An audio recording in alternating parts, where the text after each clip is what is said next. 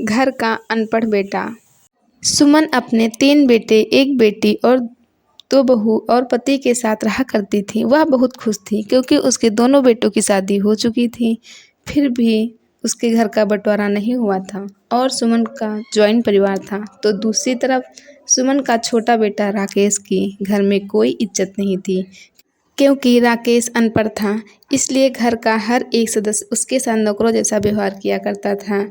ऐसे ही एक दिन सुमन की बेटी कसक कॉलेज के लिए तैयार हो रही थी और राकेश के हाथों में अपना बैग थमाकर उससे कहती है, राकेश आज तुम मुझे कॉलेज छोड़ने चलेगा। तो राकेश सुरेश कहता है, कसक तू पागल हो गई है, तू नहीं जानती कि ना राकेश मेरे साथ हमेशा ऑफिस जाता है।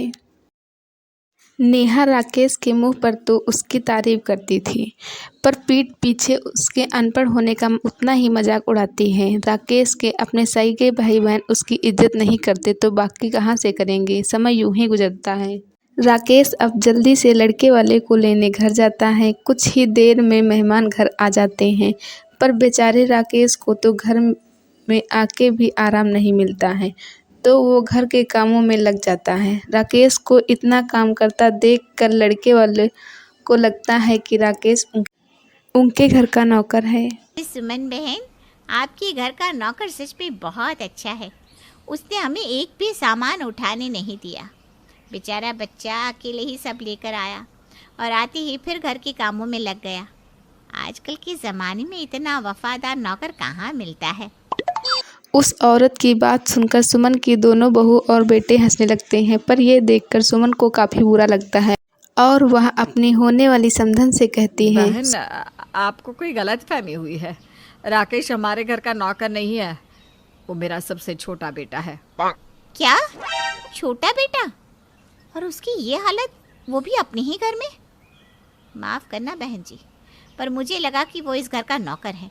जिस तरह से घर के सभी लोग उसे ऑर्डर दे रहे थे, मुझसे गलती हो गई। कोई बात नहीं आंटी जी, सबको ये गलत फहमी हो जाती है। आखिर हमारे देवर जी की हैसियत कुछ ऐसी है। बहू,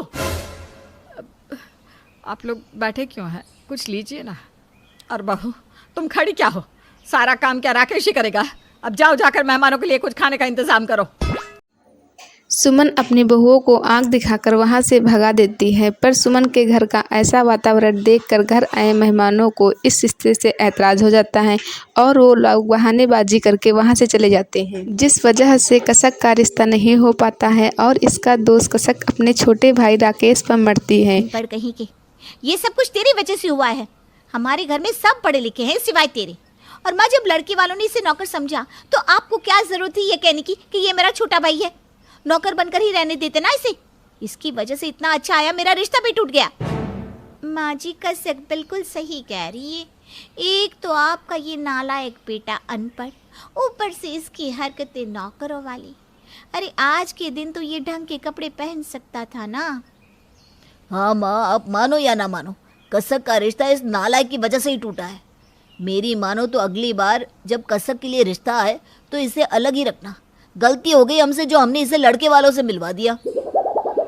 सुमन के बच्चे अपने ही छोटे भाई को भला बुरा कह रहे थे और सुमन चुपचाप खड़ी होकर सुन रही थी। वह चाह कर भी कुछ नहीं बोल पाई।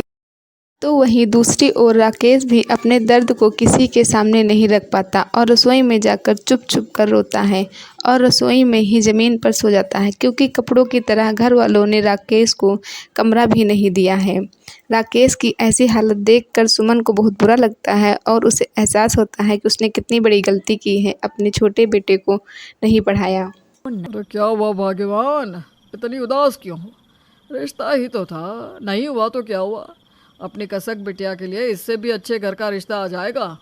हमारी बेटी बहुत होशियार है। मैं कसक के लिए परेशान नहीं हूँ। ये रिश्ता नहीं हुआ तो क्या हुआ, दूसरा कोई रिश्ता हो जाएगा। मैं परेशान अपने बेटे राकेश के लिए हूँ। उसके अपने सगे भाई बहन उसके साथ ऐसा व्यवहार करते हैं मानो जैसे वो सौतेला हो या फिर इस घर का नौकर। हमारे बेटे को आज तक कुछ नहीं मिला। वो अपने हक हिस्से के प्यार से हर चीज से वंचित रह गया और इन सब के दोषी हम हैं, हम। अरे भाग्यवान, ऐसा क्यों बोलती हो? हमने राकेश का भी तो एडमिशन करवाया था। अपने बाकी बच्चों की तरह हमने उसे भी पढ़ाना चाहा था, पर वही नहीं पढ़ना चाहता था। उसने खुद ही अपनी पढ़ाई छोड़ दी। क्या आपको सच में लगता है कि राकेश पढ़ना नहीं चाहता था? आप चाहे कुछ भी कहो, पर गलती हमसे हुई है। जब आपका बिजनेस डूबा तब हम अपने किसी भी बच्चे को सही शिक्षा नहीं दे पा रहे थे, और हमारे किसी भी बच्चे ने हमारी मजबूरी नहीं समझी।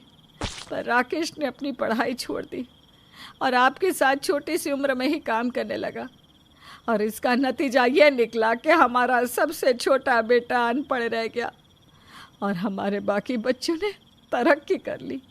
और शायद इसीलिए हमारे बाकी बच्चे हमारे राकेश के साथ ऐसा दुर्व्यवहार करते हैं।